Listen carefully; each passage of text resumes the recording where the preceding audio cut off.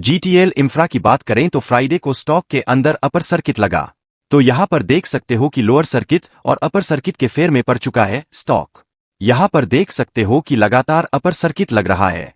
Lower circuit लगे लेकिन सीमित दायरे में ही ट्रेड कर रहा है। ऐसे में क्या करना चाहिए कि इस लेवल पर खरीदारी करनी चाहिए या फिर स्टॉक से निकल जाना चाहिए। यहां पर दो बड़ी ब्रेकिंग न्यूज निकल कर आ रही है, जिनको हम एक एक करके डिस्कस करने वाले सरकार ने लिया है। बहुत बड़ा फैसला जिसका क्या असर होगा जीटीएल पर, उसको समझने की कोशिश करेंगे। दूसरी तरफ बीएसएनएल की तरफ से काफी बड़ी गुड़ निकल कर आ रही है। आपको यह पता ही होगा कि जीटीएल इंफ्रा का जो नेटवर्क है वह स्पेशली रूरल एरिया और ग्रामीण क्षेत्र में ज्यादा है, और ऐसे में जो बीएसएनएल की सर्विस है वह भी ज्यादा करके फोकस ऐसी क्षेत्र पर है। ऐसे में क्या जीटीएल को इसका बेनिफिट मिलेगा, जानने की कोशिश करेंगे इस वीडियो के माध्यम से। जो बड़ी डील हो रही है वह क्या इशारा करती है? क्या बड़े फंड हाउस इसमें एक्टिव है या फिर ऑपरेटर एक्टिव है, जानेंगे इस वीडियो के माध्यम से। लेकिन उससे पहले अगर आप पहली बार हमारे चैनल पर आए तो चैनल को सब्सक्राइब कर दीजिए, एक बेल आइकॉन दबा दीजिए ताकि जब भी नया वीडियो बने पहला नोटिफिकेशन आपको मिले। वीडियो पसंद आए तो लाइक शेयर कीजिए। चलो फ्रेंड्स, वीडियो स्टार्ट करते हैं। मैं हूं आपका दोस्त एसबी दवे और हमारे अपने चैनल ऑनलाइन कमाई में आपका बहुत बहुत स्वागत है। तो सबसे पहले जीटीएल इंफ्रा के कारोबार की बात करें तो स्टॉक की शुरुआत गिरावट के 7 पॉइंट पर क्लोजिंग थी। गुरुवार की पॉइंट के आसपास इंट्राडे में यही लो है और जो हाई बना है तो अपर सर्किट लगा 2 पॉइंट पर 4% की शानदार तेजी। अब इसकी परफॉर्मेंस अगर आप देखें तो पिछले कई दिनों से अपर सर्किट लोअर सर्किट के फेर में पड़ गया, और देख सकते हो कि जो स्टॉक लगातार उसके बाद में गिरावट का दौर शुरू हुआ तो 19 जुलाई को इसमें लोअर सर्किट का दौर खत्म हुआ। 22 जुलाई से फिर अपर सर्किट लगने लगा और 4 ट्रेडिंग सेशन में यहां पर अपर सर्किट लगा और 2 पॉइंट के आसपास जो स्टॉक था वो 3 पॉइंट तक पहुंच गया 25 जुलाई तक।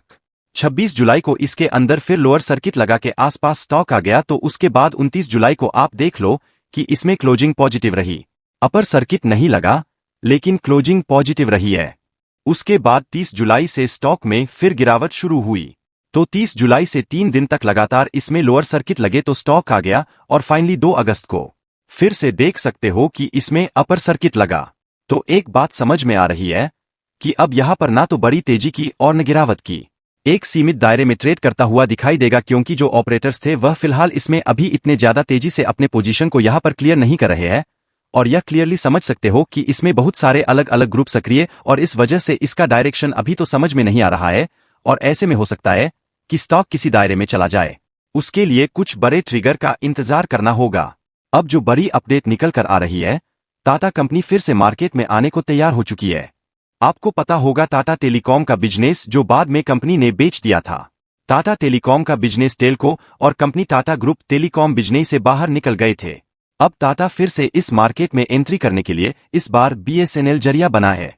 बीएसएनएल और टाटा मिलकर अब 4G 5G सर्विस की तरफ आगे बढ़ते हुए दिखाई दे रहे, तो देख सकते हो कि एक रूरल एरिया के अंदर जहां तक अभी तक 4G सर्विस नहीं पहुंच पाई वहां पर बीएसएनएल और टाटा मिलकर सर्विस प्रोवाइड करेंगे, और आने वाले समय में इस काम को तेजी से आगे बढ़ाते हुए दिखाई देंगे। तो बीएसएनएल इस रेस में जो बहुत पीछे रह गया, 3 प्राइवेट प्लेयर अब टाटा के साथ मिलकर बीएसएनएल उनके साथ में लड़ने को तैयार है, क्योंकि एक तो प्राइस हाइक कर लिया तीनों कंपनी। ऐसे में अब लोग भी चाहते हैं कि कोई नया प्लेयर हो जिससे कुछ उसको बेनिफिट मिले। बीएस अब सस्ते में सर्विस प्रोवाइड करेंगे तो कस्टमर उनकी तरफ आ सकते हैं, और टाटा का साथ मिल गया। इसका मतलब यह कि यह कंपटीशन फाइट दे सकते हैं उनको। तो बिल्कुल एक तरह से देखें तो एक बहुत ही अच्छा मौका दिखाई दे रहा है। काफी ज्यादा गांव में जहां पर ग्रामीण क्षेत्र में अभी तक दूसरी कंपनियां अपनी खास सर्विस नहीं दे पा रही है, वहां पर बीए सर्विस दे सकते टाटा की मदद से, और जीटीएल के लिए बहुत ही बड़ी अपॉर्चुनिटी है, क्योंकि जीटीएल इंफ्रा के जो नेटवर्क है वह गांव-गांव में पहुंचे हुए शहरों की बजाय उनका नेटवर्क गांव में ज्यादा है, रूरल एरिया में ज्यादा है। तो इस पार्टनरशिप का उद्देश्य है कि कम से कम 1000 गांवों को 4G सर्विस और हाई स्पीड इंटरनेट से लैस किया जाए। बीच में कुछ रूमर्स भी चले थे कि बीएसएनएल का अधिग्रहण टाटा कर सकता है और यह प्राइवेट कंपनी बन सकती है, लेकिन आप देखें तो ऐसी अभी फिलहाल संभावना नहीं है। सरकार इस बीएसएल जैसी प्राइवेट प्लेयर के हाथ में नहीं देना चाहती, बल्कि टाटा ग्रुप के साथ में पार्टनरशिप करके बीएसएल को मजबूत करना चाहते हैं।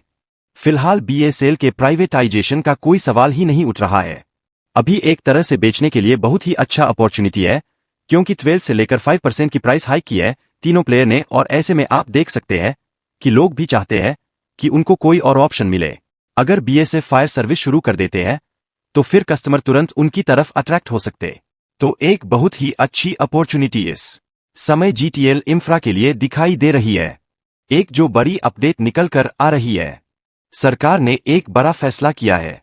एक नया रूल्स लागू किया है टीआरआई की तरफ से।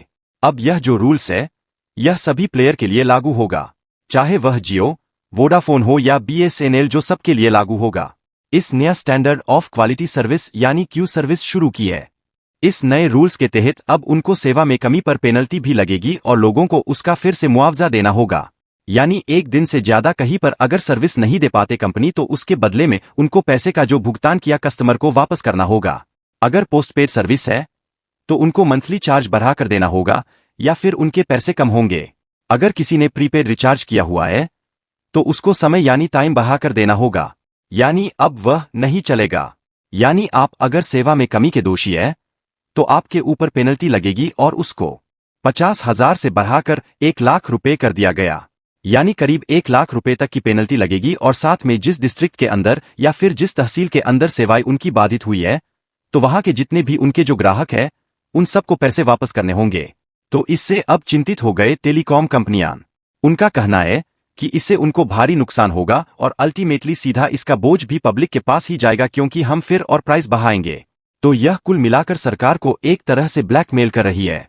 यह कंपनियां कि हम और कस्टमर को भार देंगे। ऑलरेडी पहले से ही प्राइस बढ़ा दी गई है। तो ऐसे में अगर आप देखें तो सरकार का नियम भी ठीक है कि कई बार सेवाएं बहुत ज्यादा बारिश होती है, लोगों को पैसे देने के बाद भी उनके जो अटके काम अटक जाते हैं। सबसे बड़ी बात है कि चाहे हॉस्पिटल हो या फिर बैंक हो, ऐसी जगह पर अगर सर्विस रुकती है तो बहुत ज्यादा नुकसान हो जाता है और इसीलिए सरकार ने कदम सही उठाए ताकि यह आने वाले समय जो सर्विस है वह सुचारू रूप से चल पाए। तो कुल मिलाकर देख सकते हो कि यह जो आने वाला जो समय है टेलीकॉम सेक्टर में एक बदलाव लाने वाला, रिवॉल्यूशन लाने वाला है। और ऐसे में यह जो छोटा पेनी स्टॉक है क्या ये धमाका करेगा? तो कुछ डील जो हुई है उनका क्या है उसको समझने की कोशिश करते क्या, या फिर बड़े उस समय खरीदारी करें। तो सुबह 9:57 बजे पर की प्राइस शेयरों की बिकवाली हुई। फिर 9:57 बजे पर 2 पॉइंट की प्राइस 1 क्रूड की जबरदस्त खरीदारी हुई। फिर 9:18 बजे पर लगभग उसी समय की प्राइस। यह भी देख लो कि शेयरों की जबरदस्त खरीदारी, और यानी किसी बड़े फंड से लगभग 2.5 करोड़ के आसपास शेयर खरीदे। फिर 2 बजे की प्राइस यहां पर देख सकते हो कि करीब 3 करोड़ की जबरदस्त प्रॉफिट बुकिंग हुई। इससे थोड़ी सी शेयर प्राइस नीचे आई।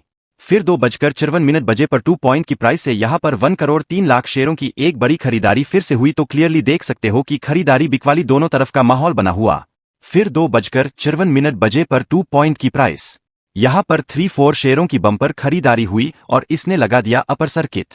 अब यहां पर इसकी वीकनेस और इसके स्ट्रेंथ देखें तो फिलहाल आप देखिए WD के माध्यम से इसमें स्ट्रेंथ है और इसकी अपॉर्चुनिटी है, दोनों मिलाकर 14 पॉइंट जो पॉजिटिव है। कमजोरी देखे तो वीकनेस इसमें 9 है और एक थ्रेट है जो 10 है। तो अपॉर्चुनिटी और स्ट्रेंथ के मुकाबले वीकनेस थोड़ी सी कम है। इसका मतलब यह है कि इसके अंदर प्लस पॉइंट तो है।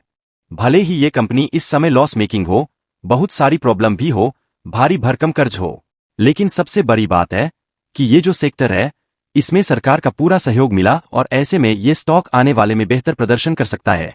ऐसे में कुछ निवेश किया जा सकता, लेकिन रिस्क स्टॉक बहुत है, बहुत ही लिमिटेड आपको निवेश करना चाहिए। बड़ा स्टॉक के अंदर बिल्कुल न करें, आने वाला निवेश आपका डूब भी सकता है। लेकिन फ्रेंड, कोई भी इन्वेस्टमेंट करने से पहले अपने फाइनेंशियल एडवाइजर से ले लें या अपना खुद का रिसर्च करें, क्योंकि मैंने वीडियो आपके एजुकेशनल पर्पस के लिए ही बनाए। वीडियो पसंद आए तो लाइक शेयर कीजिए और चैनल को सब्सक्राइब कर दीजिए। ये वीडियो देख रहे हैं तो मैं आपको बता दूं कि यह वीडियो ट्रेडिंग से रिलेटेड है। तो यह आप मेरी बातों को मैं मेरा अनुमान बताता हूं, अगर आप इनको यूज़ करते हैं तो इसमें मेरी कोई जिम्मेदारी नहीं।